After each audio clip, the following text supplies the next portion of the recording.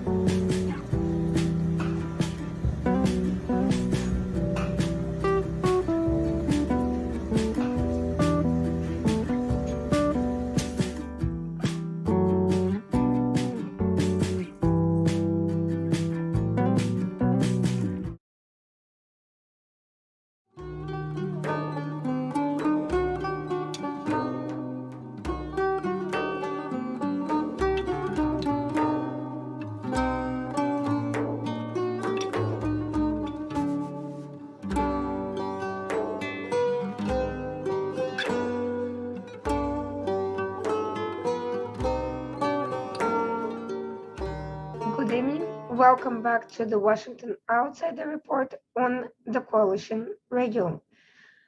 With us today is Professor David Bernstein.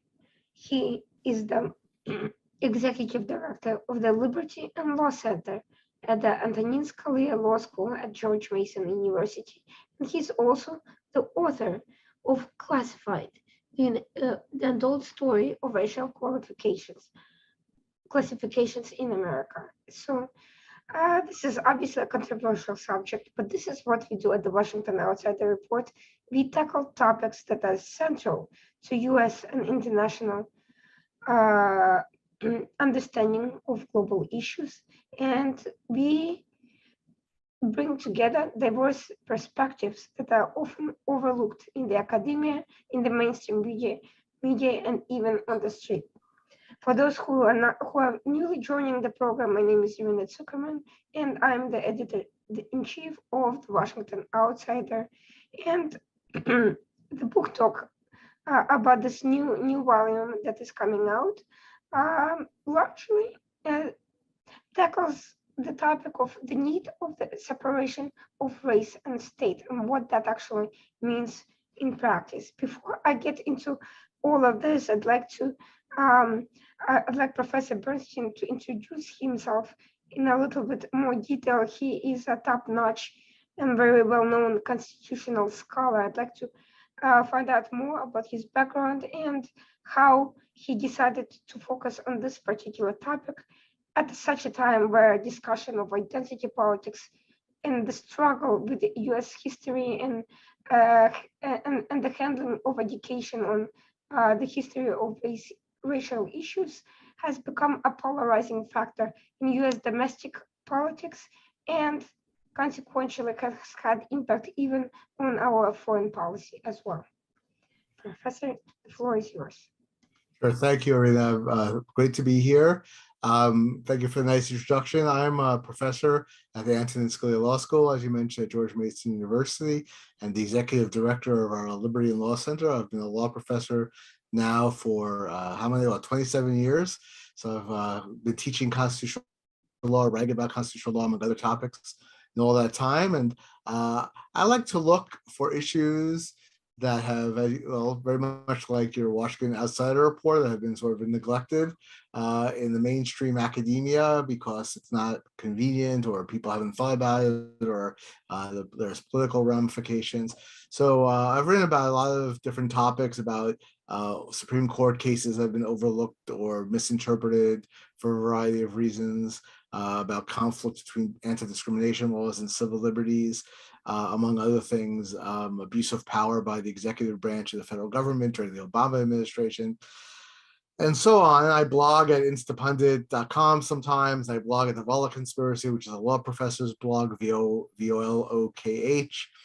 And basically, this book came about because in the course of my research on other issues, especially civil liberties versus anti-discrimination laws, I came across some kind of interesting anomalies in how the US government tends to identify people by race and ethnicity.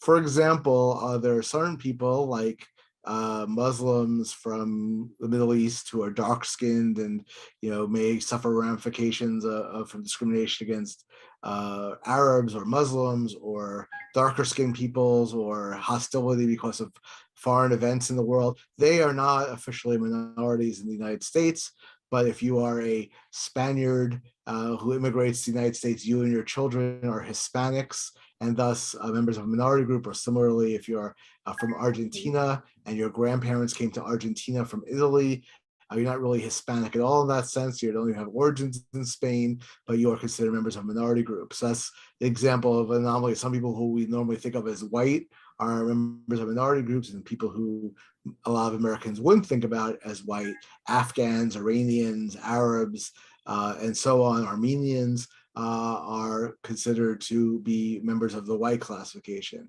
Then there is the weird Asian category. We have an Asian American category that includes everybody from Pakistan to the Philippines. This is like 60% of the world's population. People say from Pakistan and the Philippines have nothing in common, right? They don't look alike. They don't have the same religion. They don't have the same culture. They don't have the same history. They're geographically thousands of miles apart, but we sort of arbitrarily classify them within the same group of Asian Americans. And then other people who are officially from Asia in terms of geography, like Afghans or Iranians or Arabs, are not put in the Asian American group, but sort of arbitrarily put into the white group. So if you live on one side of the river in Afghanistan, your cousins live on the other side of the river in Pakistan. If your cousins immigrate to the US, they become Asian Americans. And if you immigrate, you stay white Americans. So there are a lot of anomalies like that. And one thing that I wasn't really clear on, and most Americans aren't clear, is, well, to what extent are these really official definitions that are enforceable? And to what extent do they they're just entirely self-identified? And it turns out that the vast majority of Americans don't know, and I didn't know, that the federal government actually issued a directive in 1978 setting forth these classifications, creating official definitions, which are indeed enforceable by law. For the most part, no one checks, right? You fill out a mortgage application, you check off your whatever group, no one really checked, but there have been cases out there, and I discussed them. I'm the only one who's ever discussed these cases in detail. I discussed them in my book, Classified, where people have claimed to be African American or Native American or American Indian or especially Hispanic, and some government bureaucrat has said, well, you don't seem Hispanic to us, your last name isn't Spanish, you're not dark skinned at all, why should we include you in this classification? And they have to determine who's really Hispanic under the official legal criteria. And the decisions tend to be, the definitions themselves are kind of arbitrary to begin with, and then the way they're defined and enforced by agencies and courts is kind of arbitrary. So we have this weird situation where a lot of the classifications that we've come to accept as sort of natural and normal, it turns out that they were just sort of invented by the federal government in the 70s for statistical convenience. They weren't really meant to have massive societal effects, but they now affect everything from who gets a government contract, who gets into college, even who gets first in line to get the COVID vaccine. Well, that's not at all controversial or anything, but I'll start with a very boring kind of question. Who exactly is in charge of that decision making? Who in the federal government started this, and who is in charge of it now? So what happened, all this sort of started somewhat innocuously. I mean, obviously we had racial classifications in the Jim Crow South and so forth, and the census, but the way the modern classifications really got going was in the 1950s and 1960s as civil rights orders by the president for government contractors and civil rights legislation started to be passed, the government needed some way to keep track of minority of who is being hired, who's being allowed to vote. Right? You have the Voting Rights Act of 1965 trying to ensure that African Americans are not prohibited from voting in the South. Well, if you don't keep track of who's African American and so forth, and how do you know whether the law is being complied with? So there was originally, civil rights laws were not only about race, and still officially today, there's a criteria for religion, for national origin, and so forth. But back in the 50s, 60s, and early 70s, many states had laws that said that you're not allowed to ask your employees or your students or anybody else about their race or ethnicity. That was meant to protect minority groups. So the only way to fill out these forms, if you're a government contractor or university, was to look at your employees and say, well, who looks like they're Asian or who looks like they're Black, which you can only really do for the so-called visible minorities, right? If someone's Italian, you can't really tell necessarily by looking at them like they're Italian. If someone's Chinese, even if you're not that familiar with the different, ethnographical looks and so forth, you can at least figure out they look kind of Asian. So pretty quickly, because of that, and because African Americans were considered the main group, and other racial groups were considered to be more analogous to them, pretty quickly things like religion and national origin dropped out, and instead the government was collecting statistics based on race. But then once they start doing that, the question arises, well, exactly how are we defining these different groups? Back in the 70s, it wasn't that hard to distinguish in the vast majority of cases who's Black and who's African American, right? If you have basically the American tradition is if you look African at all by descent, you're African American, the one drop rule. But with regard to the other groups, every agency in the United States government came up with its own criteria. Right, for Hispanic, for example, we now call Hispanic. Some agencies said Spanish-speaking household. Some said Spanish surname. Some said Mexican American or Puerto Rican. Some said Mexican American, Puerto Rican, or Cuban American. Some said Mexican, Puerto Rican, Cuban American, or other. Some called them Spanish Americans, and so forth. Even for the what we now call the white category, some agencies had European whites, but then they also had other, so groups that were historically discriminated against locally, like Cajuns in New Orleans or Portuguese in New England, all were also classified separately. So this created a huge mess, especially in the education bureaucracy, which was collecting statistics from every school in the United States. So the Secretary of Health, Education, and Welfare at the time, Caspar Weinberger, who was later Secretary of Defense under Reagan, said, we need to regularize these statistics. Otherwise, we're comparing apples and oranges, and we don't know what's going on. So they set up an interagency commission to sort of decide what classifications are we going to use and what is the definition going to be. And interestingly enough, this was not especially controversial at the time, because really the only purpose of these statistics, of these classifications, was to keep statistics for either federal civil rights purposes or just to track like the educational progress of minority groups. And for that purpose, they weren't ideal, but they weren't crazy. They were crude, but somewhat effective. And all this was done eventually by the Office of Management and Budget. The Office of Management and Budget issued what's known as Statistical Directive number 15, requiring all federal agencies to ask people's race and ethnicity. The one ethnicity was Hispanic, the race was Black, Asian, white, or Native American. And when they issued this directive, the directive specifically said, these are not anthropological categories. These are not scientific categories. They should not be used for medical scientific purposes or to determine eligibility for any government program. But here's what happened. If you're a university and you want to engage in affirmative action, or you're a bank and you want to show the government that you're not discriminating, you're already keeping these statistics based on what the government is asking you to collect.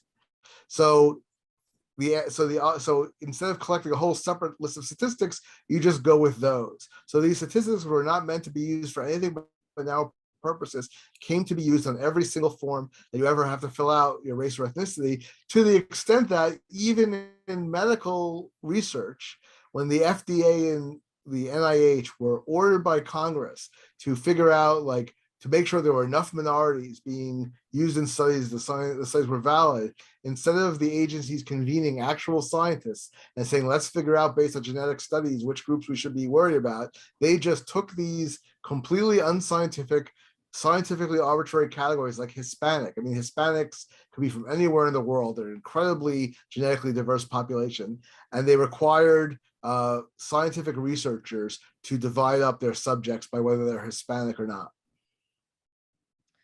And so, but given the fact that all these people are asked to self-identify, how reliable is that information to begin with?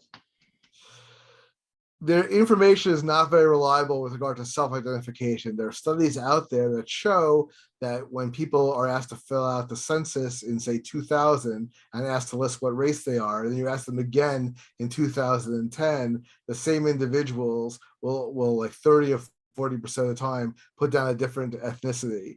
And that makes a certain amount of sense because at different stages of people's lives, they may identify in different ways, right? So if you're someone who has a Mexican-American grandparent, but you always thought of yourself as being mostly Irish. But then let's say your daughter marries someone who's Mexican, you start going to quinceañeras from their family, and so forth.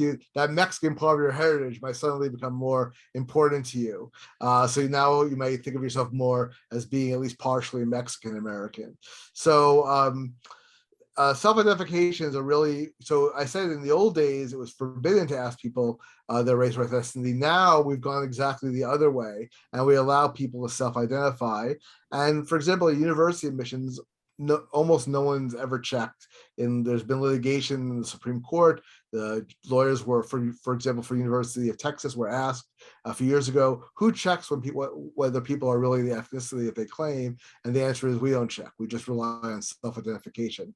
So there's a few problems with self-identification. One is that people honestly change their identification based on their own self-identity at different times in their lives. Another is the problem of what is called in my book identity entrepreneurs. These are people who may have some legitimate but vague family stories or known ancestry from a minority group. It doesn't affect their day-to-day life, but then when they apply to college or they're applying for government contracts, suddenly they decide to identify as American Indian or Hispanic, whatever.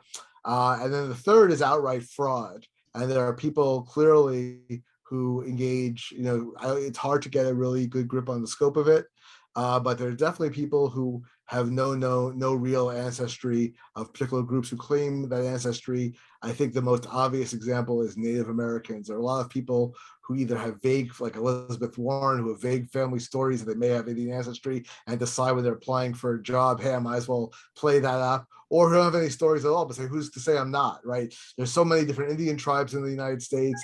They've been around for so long that unless you actually require tribal membership, a tribal membership card, there's no way of telling whether someone's really Native American. So for decades, people were signing up as Native Americans for the Department of Transportation until finally the level of fraud became so obvious that the Federal Department of Transportation just 2 years ago issued an order saying from now on, you must be a tribal member. But even tribal membership is not that clear because Native American groups have changed their membership rules all the time. So there are some tribes that if you're willing to pay a fee, they're welcome to make you an official member. There are tribes that just exist that have only come into existence in the last decade or two that are state recognized, but not federally recognized, that really are, have dubious origins and dubious claims to anything except exist. The tribes have wild varying rules on what makes someone a tribal member. The Cherokee, there are people who are official Cherokee members based on descent, who their lone ancestor who's Cherokee they know of, the most recent ancestor was around in 1830, and they are one. I think last I read, it may even be more than this now. There are people who are members of the Cherokee tribe based on having 5,284th Cherokee ancestry. Now they may officially be Cherokee, but for any other purpose other than the official tribal membership, they are really no different than any of their non-Cherokee neighbors.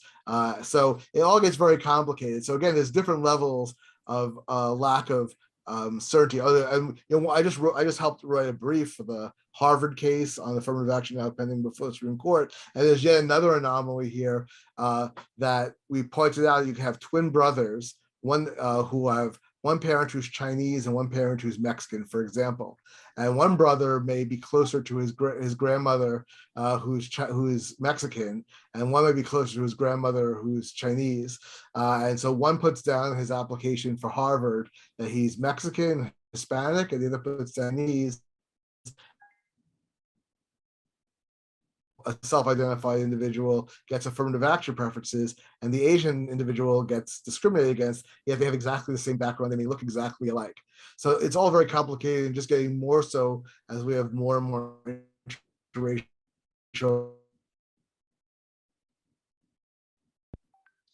Are you going to send a copy of your book to Senator Warren? While Senator Warren, I've written about Senator Warren. I will say the one thing, Senator Warren, in my view, I don't know if she really believes she had Cherokee ancestry or not. I'm assuming she really did have these family stories, but I would definitely put her into the identity entrepreneur classification, because even if she really did believe she had some Cherokee ancestry, the strange is that she's American on various forms in the 1980s. She got the job at Harvard, which is as high as you could go, basically as a legal academic.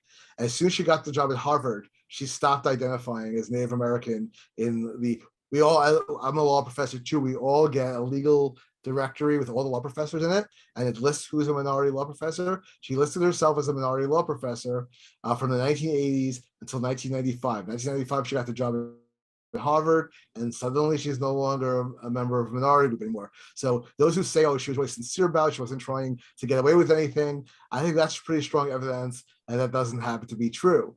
Now, the question is, do we blame Senator Warren for exaggerating the importance of whatever Cherokee evidence she had primarily, or do we primarily blame a system that gives people every incentive to take whatever heritage that they might have that could qualify as minority and use that to their advantage?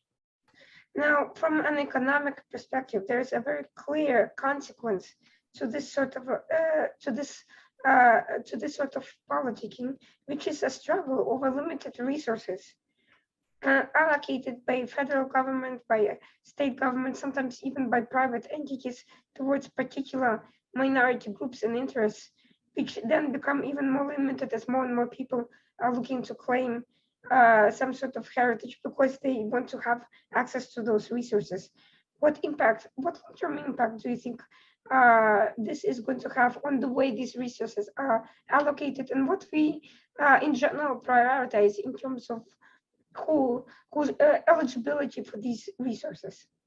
So when I was writing the book Classified that just came out, I thought when I started writing the book that people on the right might like this book because they're skeptical of racial classifications by the government to begin with, but people on the left are going to hate it, not because it's not a polemical book really, but just that anything that might question the status quo, they're not happy with, because they're afraid that it would be that under affirmative action already being unpopular, that might further undermine it. But what I've found just in the last couple of years is that even on the left, the question you raise about limited resources has become more prevalent, right? Because it turns out, for example, that when elite colleges report their number of African American students, and they want to say, hey, we have 10% or 12% or 15%.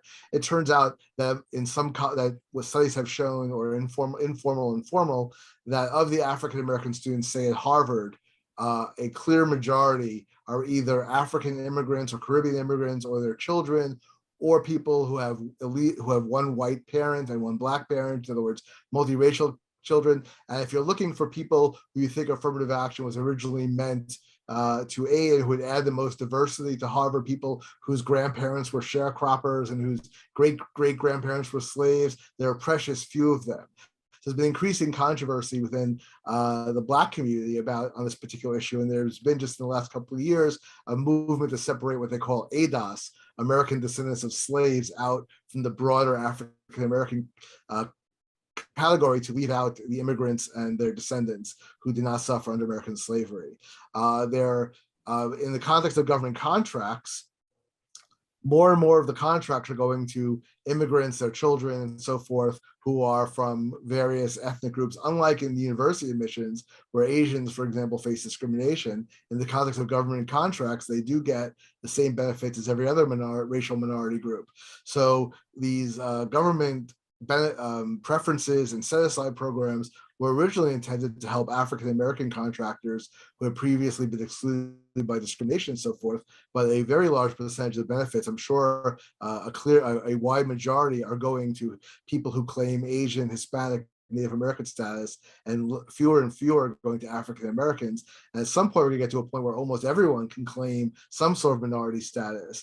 So there's that. So there's this issue of to the extent this is an affirmative action issue, are the programs really helping those they were intended to help, as more immigrants are taking advantage of the programs as opposed to people who faced historical discrimination in the United States. There's also the political consequence that organized interest groups exist, whenever there's government goodies to be distributed, organized interest groups gather to try to get constituents to lobby for them, and they don't want to give up what they've gained, right? So Hispanic groups and Asian groups and so forth have really been against revisiting any of these classifications for fear that it will undermine the classifications they've built their organizations around. And what's dangerous to me about that is I think that at the grassroots level, despite all the talk of identity politics we have at the elite level and elite universities where people trumpet their Asian American or whatever identity, at the grassroots level, Americans are mixing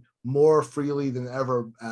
It's really very good news, actually. Back in 1958, only 4% of Americans, not 40, not 14, but 4% of Americans approved of interracial marriage. Now it's well over 90%, and among the young, it's almost universal, and they're practicing what they preach. There's very high rates of interracial marriage among Hispanics, among Asian Americans, among Native Americans, even among Black Americans. It's gone up from 2% to 22%.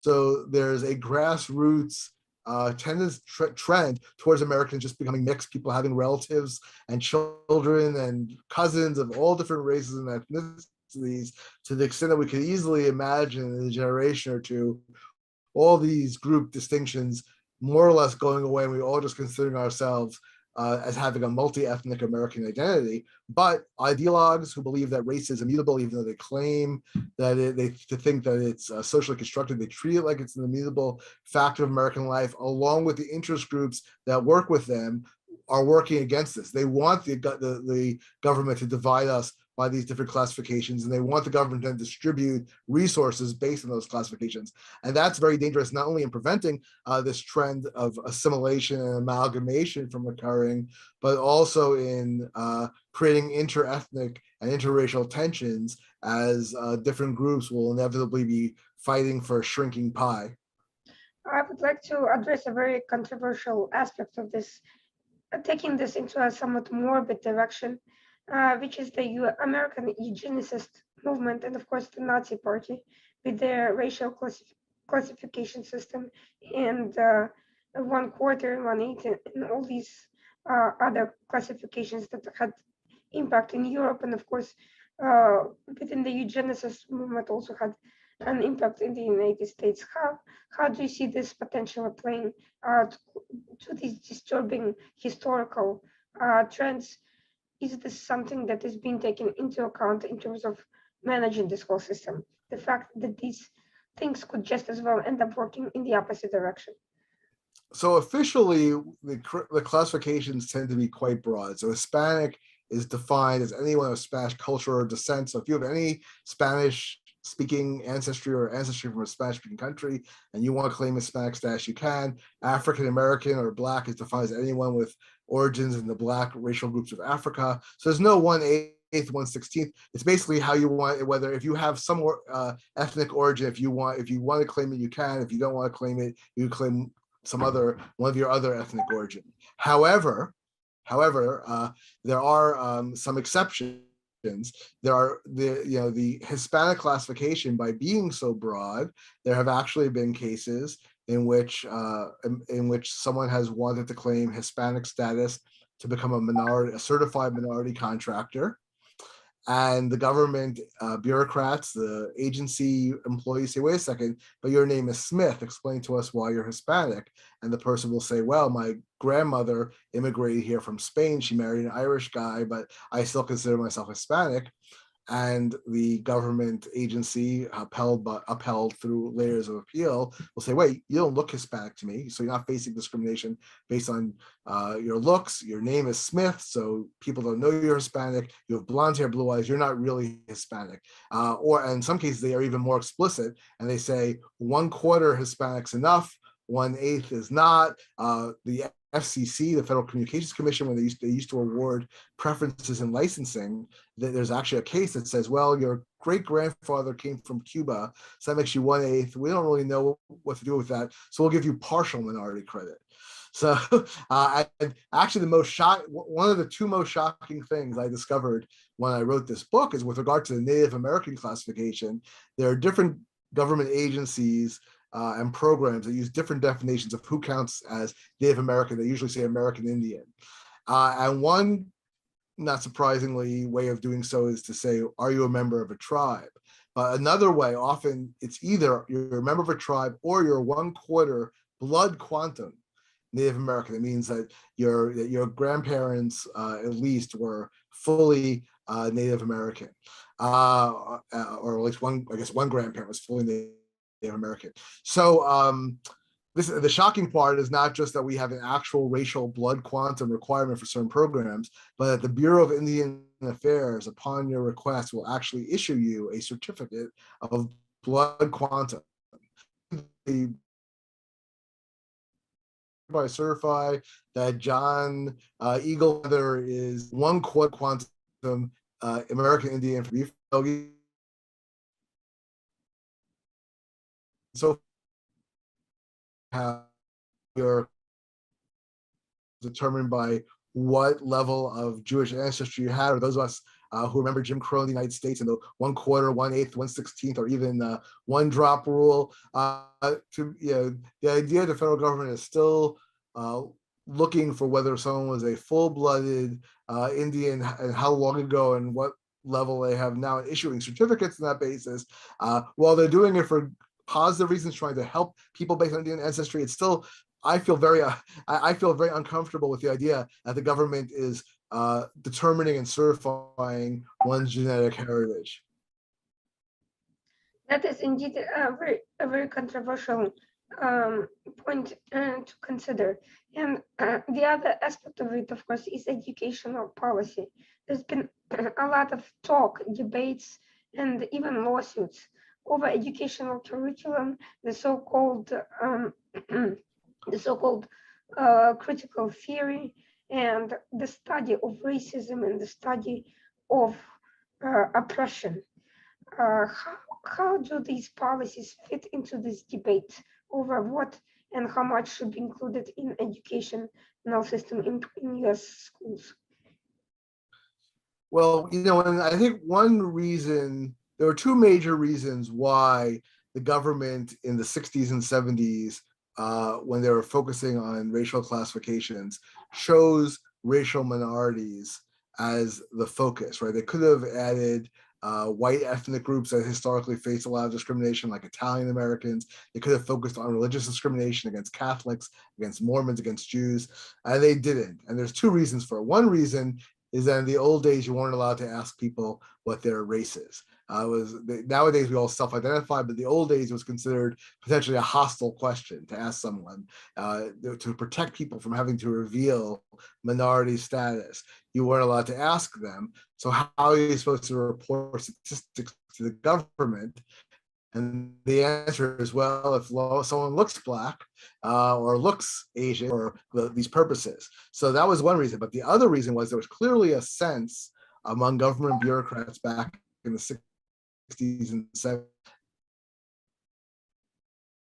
who's Irish, are able to assimilate into the general population, that racial divisions will be permanent, and that any group that we define as being racially different than other Americans, such as Asian Americans, such as sort of ambiguously, at least some Hispanic Americans, that's a permanent division. And because that's a permanent division, we have to be especially monitor their progress. And the way that gets to your question is that the critical race theory group of people have adopted that view from the 70s that race is socially constructed by the American context immutable as their own ideology, even in the face of strongly contrary trends over the last 50 years of wildly increasing rates of interracial coupling, right? So, but if you read the critical race literature, you get the very strong view from these theorists that race and racism will never go away. And since race will never go away and racism accompanies it, we have to continually divide the public by these racial classifications and redistribute resources within those classifications in order to ensure equity and so forth. I think that this is wildly incorrect. I mentioned the contrary trends, but also we have to keep in mind there were differences in American history that people believed at the time were immutable and never go away, and yet they have. So there was a long-standing, for example, hostility to Catholics in the United States that included the rise of the Ku Klux Klan in the 1920s to the most powerful political organization in the country at the time with millions of members. In 1960, millions of habitual Democrats would refuse to vote for the Democratic ticket because John F. Kennedy, a Catholic, was the head of it. And contrary-wise, a lot of Catholics would only vote Republican, voted for Kennedy because they felt like an oppressed minority group. Nowadays, it's not that, I was born in 1967, this is not that much longer than I've been alive. 62 years later, we have a Catholic president, we have a Catholic Speaker of the House, a Jewish Senate Majority Leader. We have, I think now 5 Catholics on the Supreme Court and 2 Jews, or 1 Jew, I guess now as Breyer has left, and no one really even thinks about it. These distinctions were extremely important back in the 50s and 60s. White ethnic groups are similar. There's even a book called Beyond the Melting Pot written in the early 70s, suggesting that ethnic groups were going to have a lot more staying power than we thought, but it turns out they really don't. No one really thinks about whether someone's Italian American or Irish or German anymore. And you come up with all sorts of other examples, obscure, not so obscure, the hostility Mormons used to face, including mass violence against them. Jehovah's Witnesses used to face a lot of hostility. There were weird regional ethnic conflicts that no one thinks about. The Cajuns faced discrimination in Louisiana. There was hostility reflected in Sinclair Lewis's novels between Germans and Scandinavians in the West. There was conflict between Basque ranchers and German farmers in the upper Midwest. And these conflicts have faded into history. And not only do we not see these conflicts having any real impact on anyone's life anymore, we think of them as being faintly ridiculous. And my hope is that 50 years from now, we'll look back at what now seem like uneradicable racial conflicts and ethnic conflicts, say, yeah, those also now seem to us faintly ridiculous. And the way to move towards that goal is to encourage the separation of race and state rather than treating these racial characteristics of people as somehow being immutable. As the US population is becoming more diverse and more mixed, with some descendants of slaves sometimes ending up also being descendants of slave owners, and as these distinctions are becoming increasingly harder to define and lose much of the original meaning, whether in terms of resources or anything else, we've seen other factors being brought into the play, such as the intersectionality arguments of other sub-minority factors in conjunction to these racial issues. How do you see that, what direction do you see it moving? Do you think this is a temporary fad of desperate people who are losing the original raison d'etre, or do you think this is the new trend that is going to further polarize the country and take it into an entirely new direction? Look, the most basic point that the intersectionality literature made, which is that if you're a Black woman, you may face more and different kinds of discrimination than someone who's just a woman or who's a black man. I mean, that's that point. I don't know that it was especially original even then, but it makes a lot of sense, and I don't have any real objection to that. But then the idea that that's developed, which is that people have these intersectional identities, and that we could sort of rate their level of oppression by some arbitrary decision as to which forms of identity trump others, without any real sociological or anthropological basis, but just what's politically convenient, doesn't appeal to me at all. And I really do think, I mean, I belong to a swimming pool at a local apartment building, and the apartment building is sort of in a working class neighborhood, so that's who the tenants are. And I consistently see not just black-white couples, which is not, which even when I was young wasn't that unusual, but I see a lot of couples where the male part of the couple is white, and his girlfriend or partner or wife, as the case may be, is black, which was extremely unusual. I don't think I ever saw that when I was a kid. It was sort of just not, almost, it wasn't illegal in most parts of the country, but it was sort of unheard of. It's very, very unusual, and no one looks at them, no one says anything. It's just sort of part of the background. And I think if you read a lot of the literature from critical race theory, it's like, oh, there's been no change in racism in the United States in the last 60 years, and people have these intersectional identities of oppression that we have to take, that have to be the primary part of their identity. I just think at the grassroots level, this just doesn't make any sense. It's academic theorizing that is completely divorced from the underlying social reality. If we want to look, there are definitely groups in the United States that, thanks to intergenerational cultural and economic phenomena, are much less well off and find it much harder to integrate into the mainstream of American life than others. But this is not necessarily a racial issue.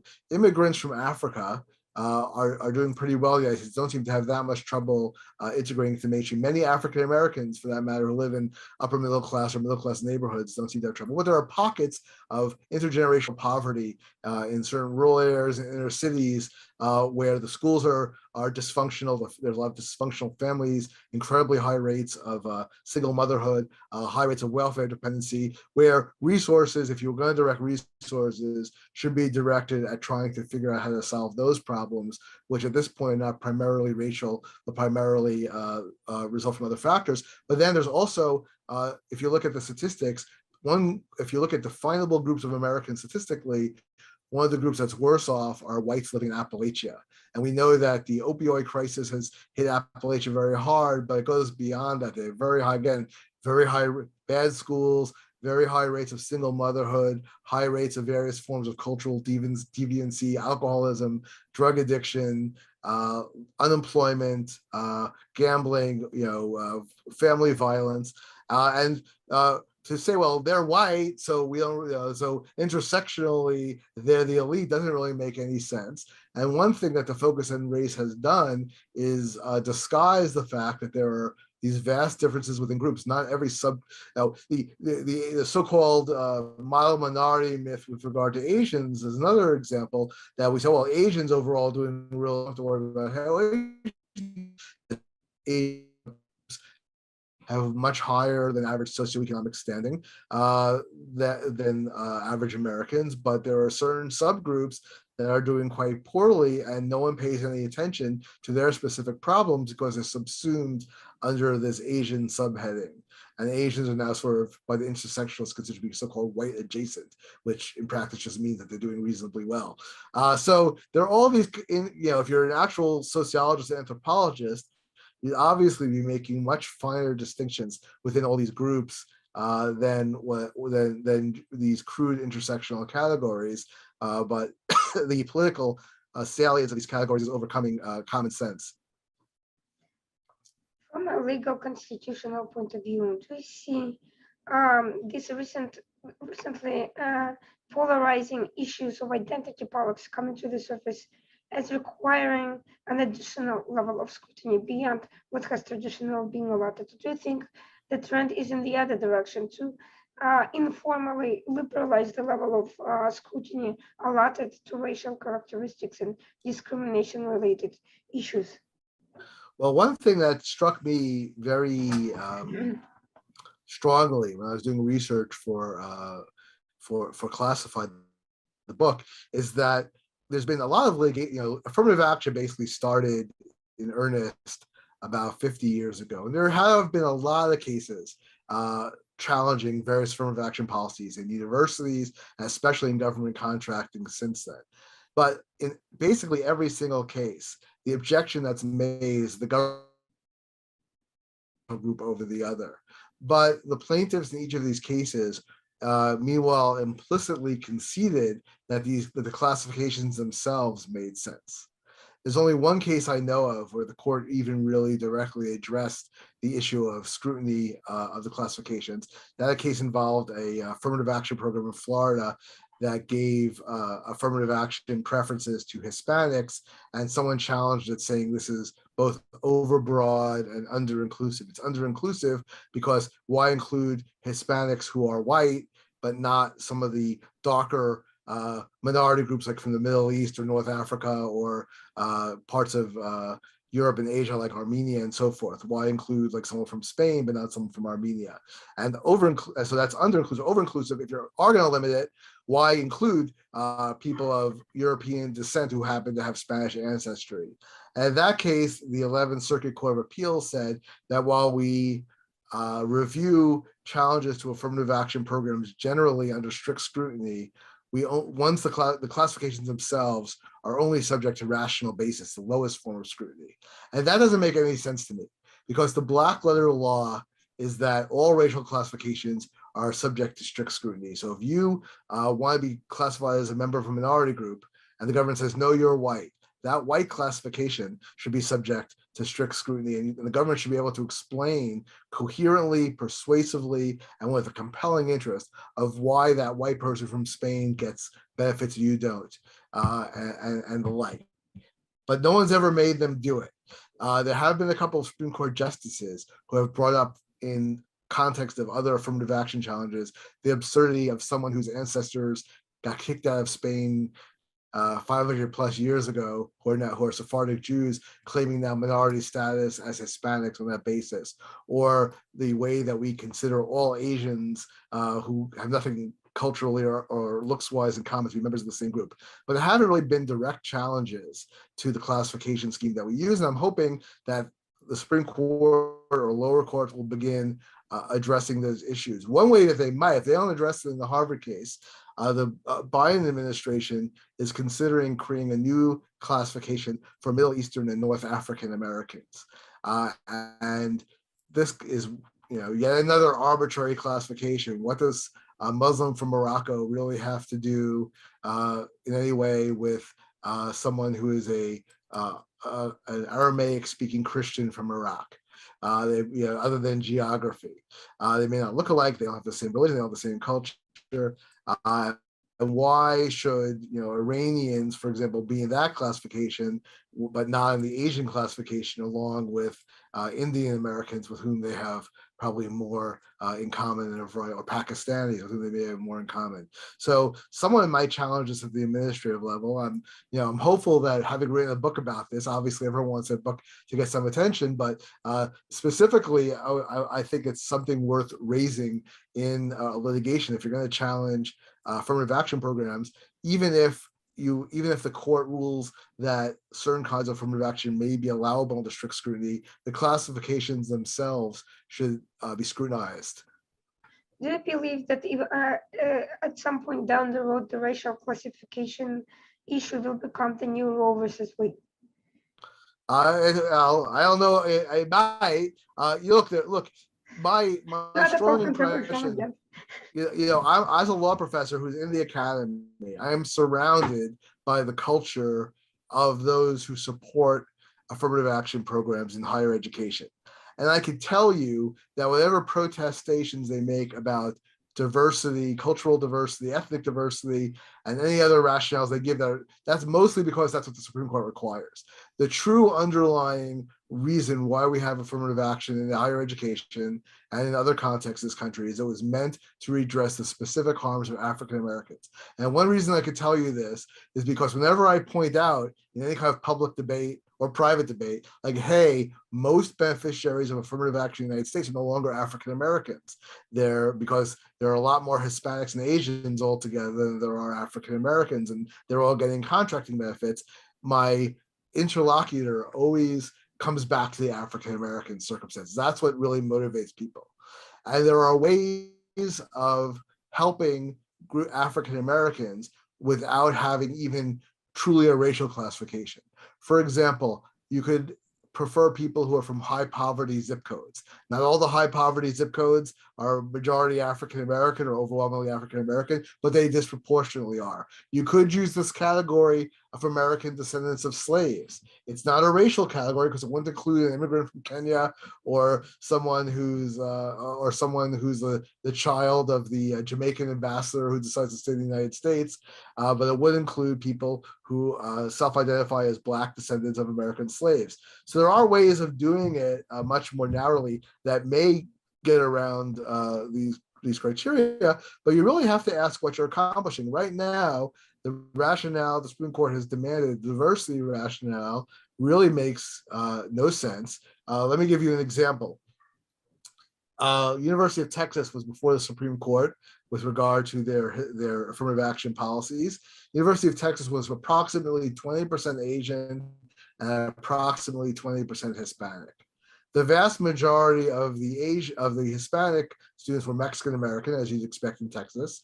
The Asians were mixed, but primarily Chinese.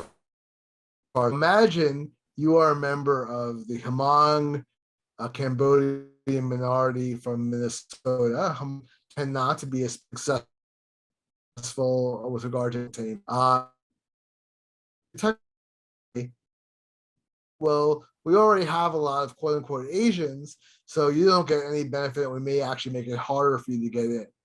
But meanwhile, someone who's a wealthy Mexican American whose ancestors have been in the United States since the 19th century, own a lot of land and so forth, are of complete Spanish origin, they get benefits, even though we already have like 2,000 Mexican Americans. So why would it be that having your 2001 Mexican American adds more diversity than having your first Hmong? And the answer is because we're using crude racial classifications that don't actually account for people's actually underlying cultures.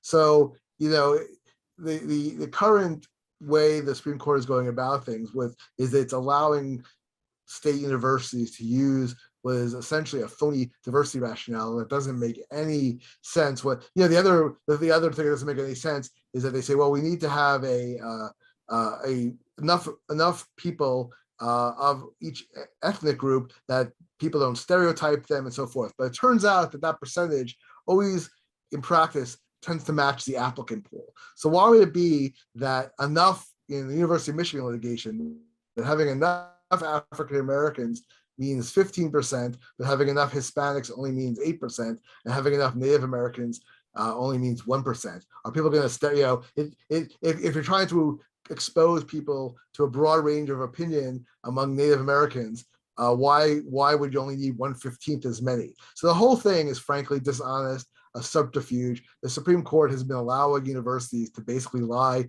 through their teeth about what they're doing. They really engaging in soft quotas to try to keep the population of students representing the underlying percentages in the population of Hispanics and African Americans.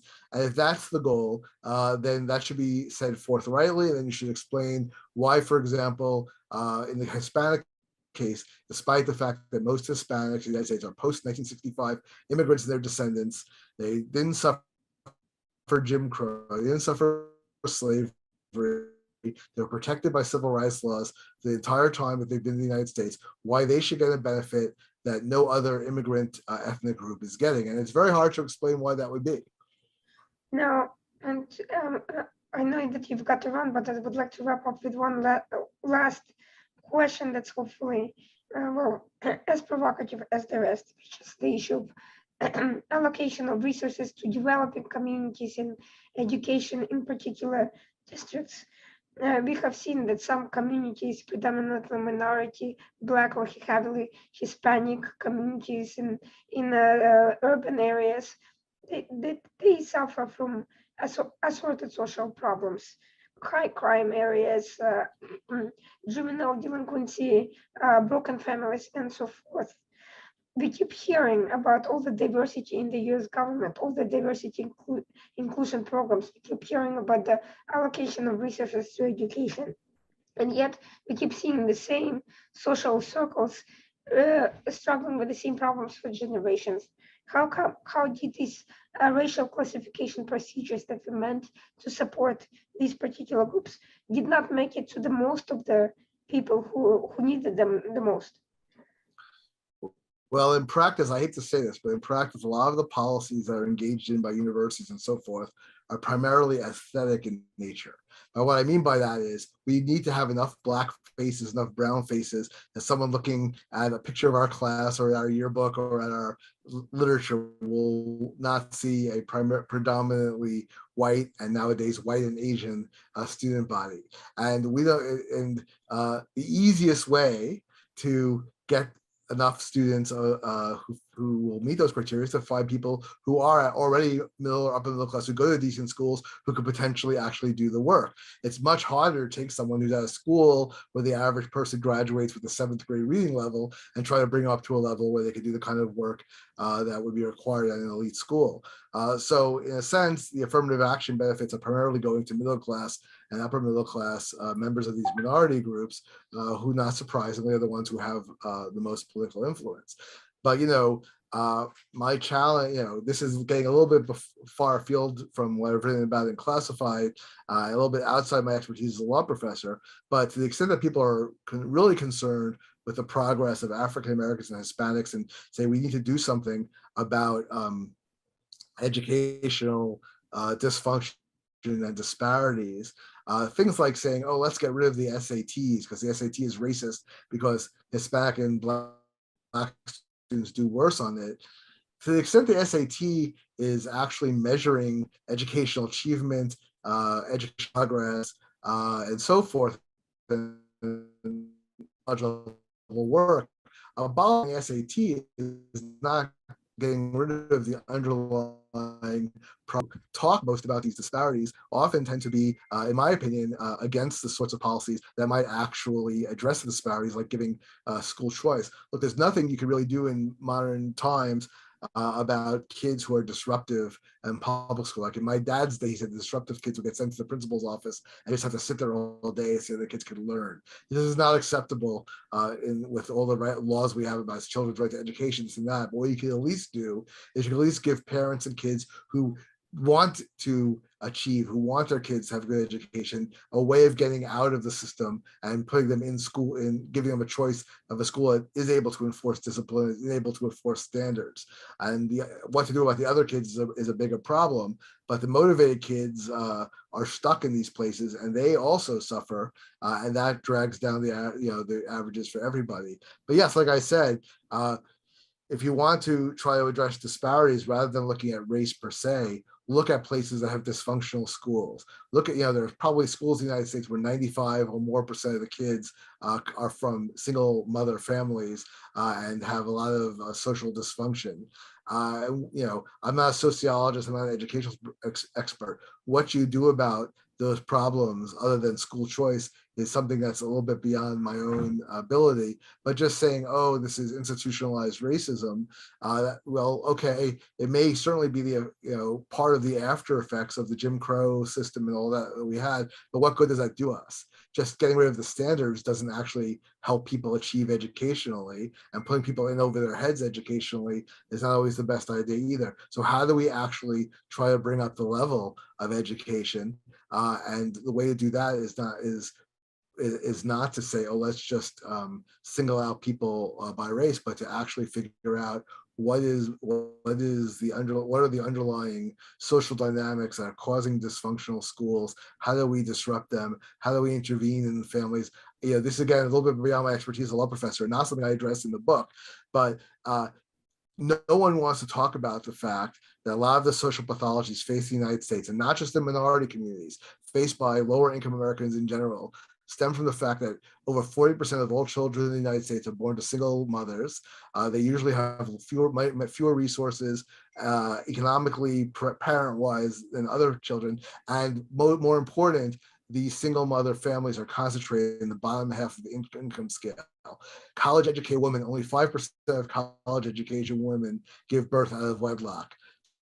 So if it's 42% overall, college educated women, it's only 5%. You can imagine among non-college educated women, it's much higher. And for those who didn't even graduate high school, it's astronomical. If you want to solve various problems in the United States, start with figuring out what you could do to either better support single moms, or better yet, figure out a way to delay or avoid them becoming moms unless they have a responsible partner involved. And again, this is an issue that's not a racial issue. It cuts across the entire fabric of the, let's say, bottom half to bottom third of the American income scale. And it's creating really two American societies where the people who are better educated and live in wealthier neighborhoods, it's rare to meet someone who's being raised just by their mom in a relatively impoverished background, but it's kind of standardized. Very, very is sort of a de rigueur in the in other communities. Again, not so much by race, but by social class. Well, it sounds to me like the way to address these problems greatly outlined in the book, which I hope everyone interested in the debate on social and political issues driving U.S. domestic policies today, is not to suppress the discussion, but to have more of it, and not to eliminate the discussion of race from education, but to have a broader and more and deeper picture of what actually went on, which is what your book, I think, will help accomplish. I hope everyone watching this will read the book, and I hope you will challenge yourself to ask questions about the usefulness of these programs and what are the better alternatives, what works, what doesn't, and what do you want to see from it. Thank you so much for being with us. Thank you, Professor Bernstein. And for those who are watching the Washington Outsider Report, we'll be back on the Coalition Radio next Tuesday, 9 p.m. And with you was the editor-in-chief, Irina Zuckerman. Thank you very much. Thank you.